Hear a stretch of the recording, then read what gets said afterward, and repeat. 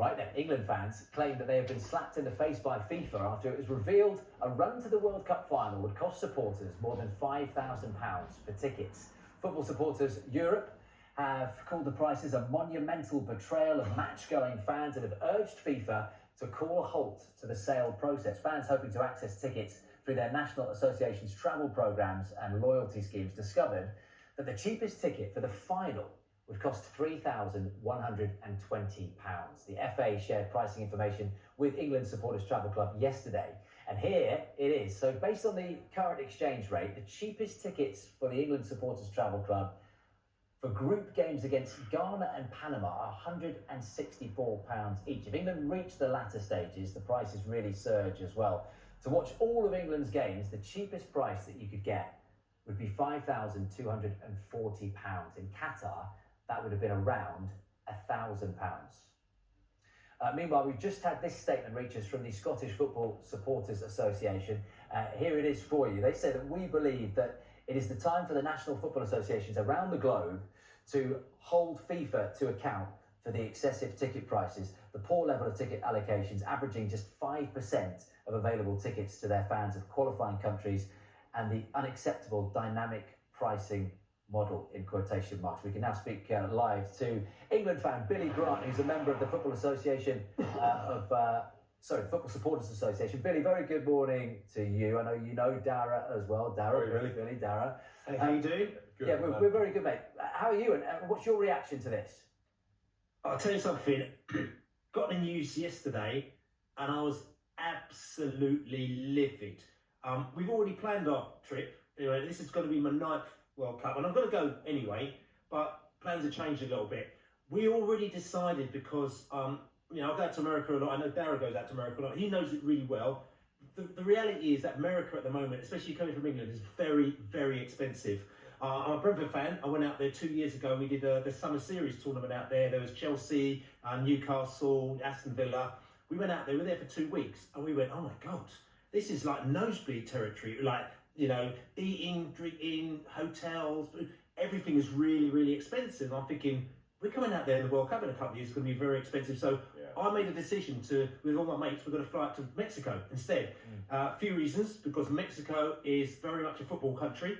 Mexico, I went out there a couple of months ago, brilliant place, lovely people, a lot cheaper, you get much cheaper accommodation, and it's just really nice. And I thought, I want to be in a football environment. I'm not knocking America. My family live in America. Again, they live in Florida, again, like Dara. So that's not a problem at all. And also, I do a lot of MLS games as well when I'm out there. So they have got a football community in America. So this is not knocking Americans as such, but it's a very, very different country. And I couldn't believe it when I went out there for these friendlies.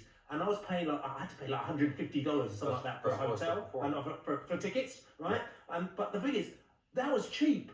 There were people that were at a game, and I was sitting down there chatting to him at the bar, and he's like going, oh, I paid $500 for a ticket. I'm like, $500 for a ticket? Yeah. And to them, that's natural. They'll go to NBA, NFL, all these matches, and they're prepared to pay these prices. So what's happened is, FIFA's gone straight in and gone, we're going to put it into a code.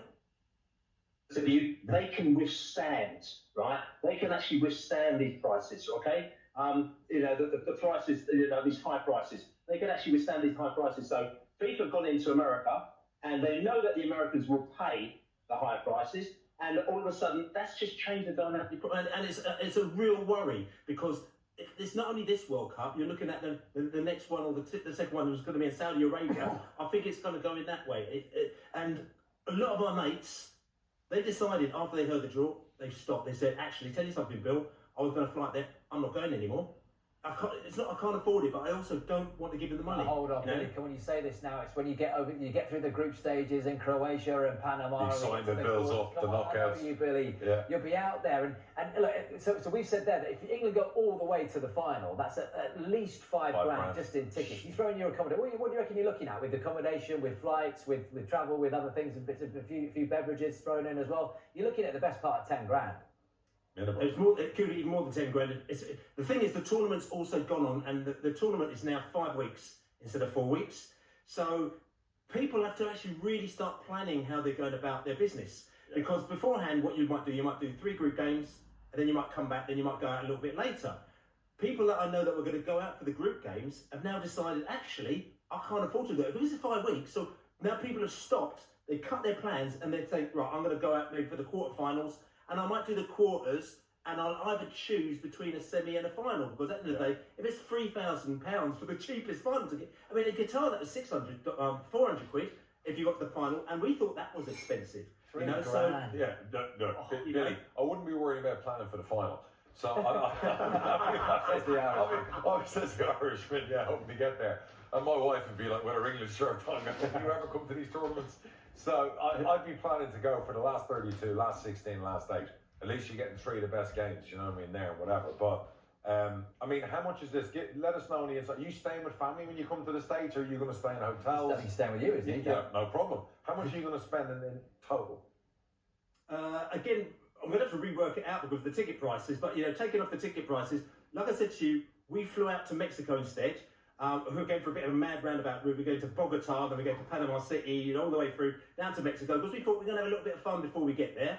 And then in Mexico, because we booked it nearly a year ago, I'll be honest with you, again, if you are an England, you know, traveller, you know how to get cheaper prices. So our Airbnb is 30 quid a night each, but this is penthouse, you know what I'm saying, in the middle of one of the best places in Mexico, because we booked it a year ago. Now they've put those prices up to 300 quid a night in Mexico now that they've realised that all that's coming in.